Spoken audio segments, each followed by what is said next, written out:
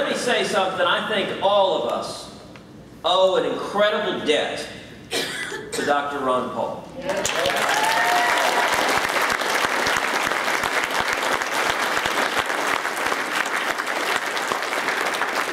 For shining the light on the Fed, and it is because of Dr. Paul that you've got leaders now across the country talking about needing to ensure sound currency and rein in an out-of-control Federal Reserve.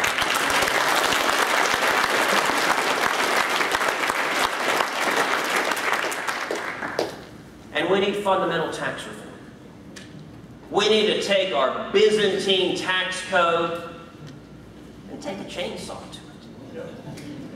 And move towards a low uniform rate that applies to everyone.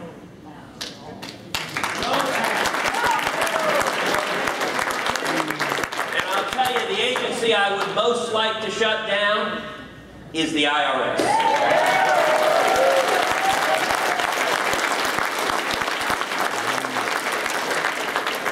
And speaking somewhat tongue-in-cheek, I actually have a specific proposal that we can solve two things at once. If we shut down the IRS and we take all the IRS agents and put them on the border. If you could imagine someone coming illegally into this country, they see an army of IRS agents, they'll turn around and go.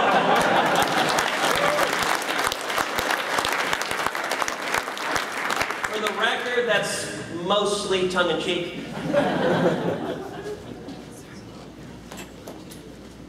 I'm going to go out on a limb here.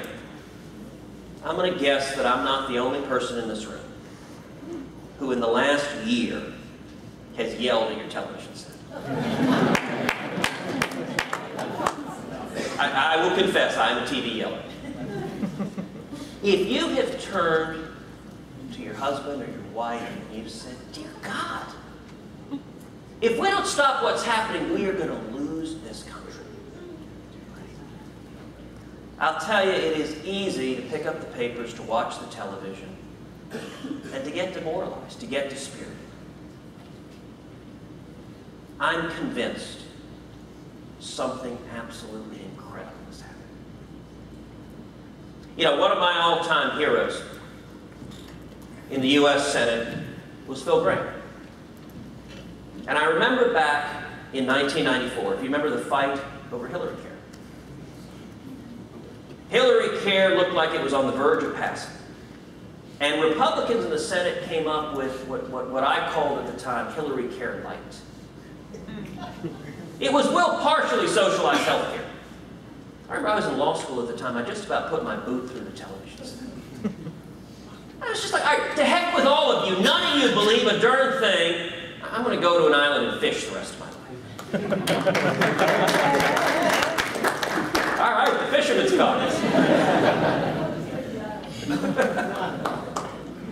And then Phil Gramm strode out to the microphone and he said, "This will pass over my cold, dead political body." And there were a whole bunch of Republican senators who were cowering in the corner. And they looked over at him, and he hadn't been killed. And they ran behind him and said, yeah, what he said. I am convinced if Phil Gramm hadn't been in the U.S. Senate, Obamacare would have passed 20 years ago, and it would have been called Hillary Care. That's the power of leadership, and let me tell you, the Liberty Movement is igniting a fire that is sweeping this country. A fire that is turning it around. You know, we are living in the days of Ayn Rand. You know, one of the things Rand talked about was politicians, the parasitical class, although I repeat myself,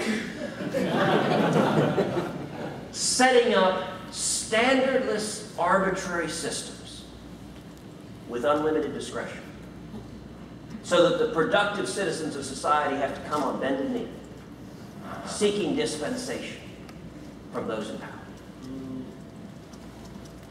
That's what we're seeing. That's what is happening under this president. What do you think Dodd-Frank is all about? Talk about a bill you don't have to read any further than the title to know that nothing good can come of it. But I'll tell you something. Where is John Galt? He's here in this room. He's all across the country. And together, rather than going away to the mountains, we're going to turn around this country. We're going to recap